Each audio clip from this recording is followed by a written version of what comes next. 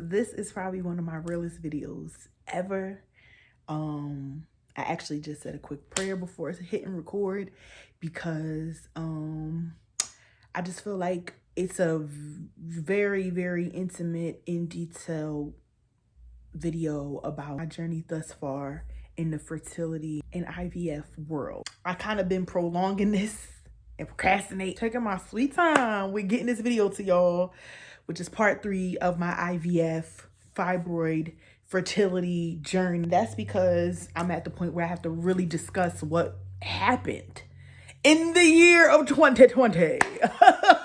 I'm sure everybody's 2020 was rather wild. And I'm sure a lot of people had a tough year in 2020. So I don't take it lightly, and I don't think that, oh, what I went through, only I had a rough 2020. Aside from an entire unexpected pandemic, I was in the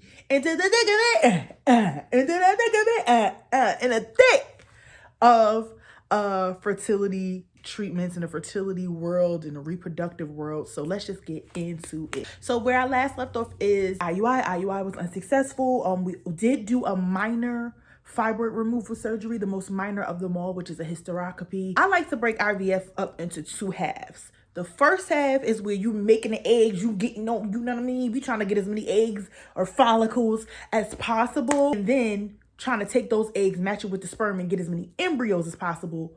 Then the second half being transferring those embryos after they've been tested or whatever. Now, everybody's journey is different. Everybody's medical professional is different. As y'all know, I'm not a doctor. I'm gonna let y'all know that in a couple videos. I'm here to say I'm not no doctor. I'm not no nurse. I'm just somebody who's been through it.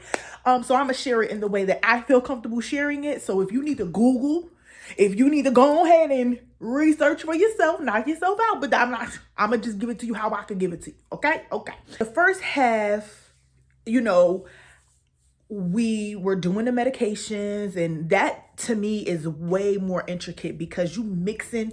I'm in here, it's giving biology class. Like, I'm in here like when 1 milliliter, listen, baby.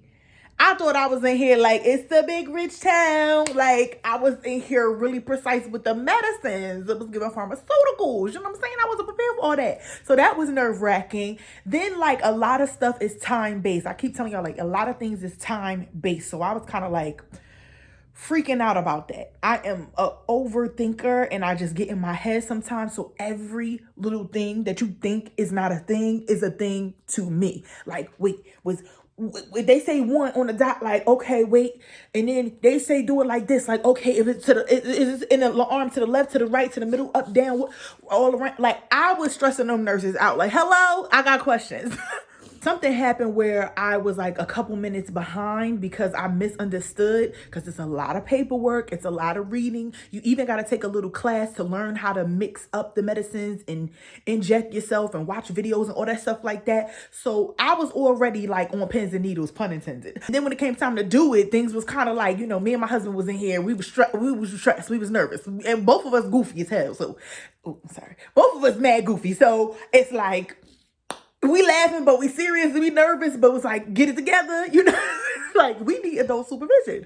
It was a lot, but we got it done. I forget how long that was because this was 2020, 2 years ago. You're doing that. You're doing it on the protocol schedule that they give you. Every dosage got to be on point. The time got to be on point. And then it comes time for your retrieval, which is when they gonna go in there and they gonna try to get every single thing that look like a thing out of there, aka they try to get them follicles / eggs, and as many as possible. I think that they got 11. One of the 11 was a baby one. It wasn't fully formed, you know what I mean, but they still took it out anyway.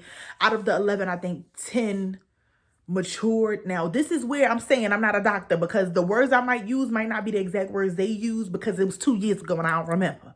But I'm going to say it how I think I remember it. You know what I mean? I want to give as much accurate information as I can, but you know what I'm saying? I'm not a doctor. Y'all ain't cash at me some money because y'all ain't even paying me for this. Okay? Out of the 11, 10 matured. Out of the 10, then they go to implant the egg with the sperm. And from there, it's an embryo that they are waiting to see how that develops. I think it's like 5 days blastocyst or something like that, seeing if it survives the blastocyst as it's supposed to be coming together, transforming, you know what I'm saying? It's doing its thing.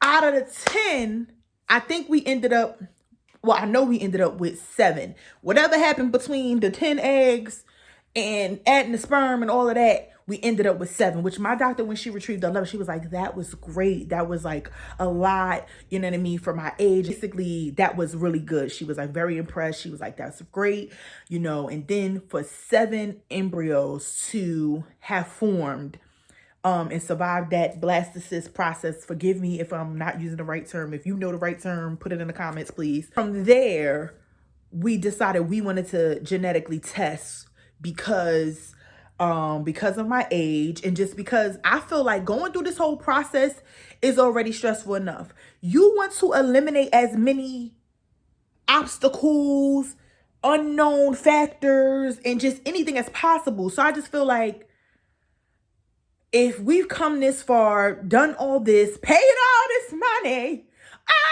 throw a little bit more on it. Just go ahead, throw a little bit more on it, and let me find out what's going on.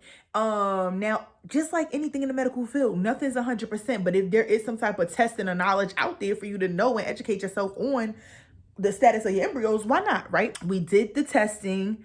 6 out of the 7 were normal embryos, good embryos.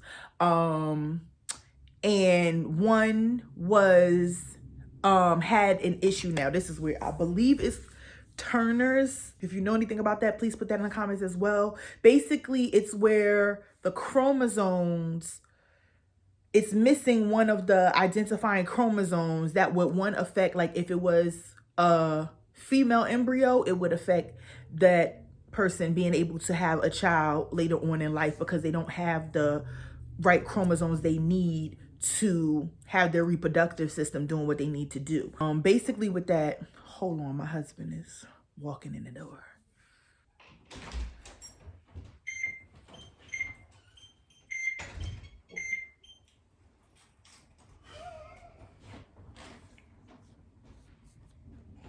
Come on, I'm making a video. Why you moving so slow? Go back inside. I'm not. Just... So I shouldn't blow the leaves? No, you shouldn't. You should let me finish this video. It's recording. You got your phone? Because I don't need you opening up the door again. Lamar! Anyway, so it's a chromosome abnormality, and it does affect reproduction, I believe.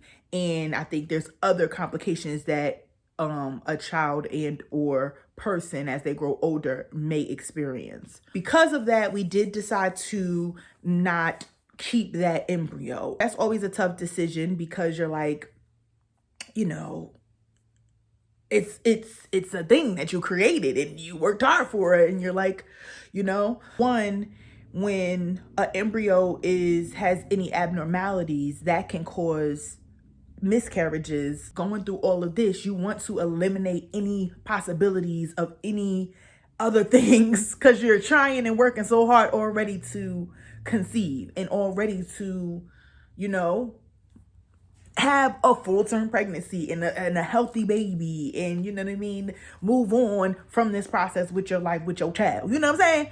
So it's like, if you're going to be facing other medical issues and you can prevent that, you know, personally, I felt and we felt that that was just the best decision. So that left us with 6 embryos. And I say that, it's like, I think about it all the time. When we heard we had 6 embryos, we were just like ecstatic. We were just like so surprised. We found out it was 4 girls and 2 boys.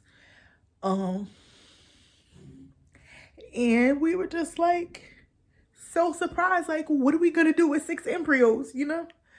And it's crazy because I always think back to that, because I'm like, when you're starting out and you don't know anything and you haven't been through anything, you think you know, an embryo equals a baby.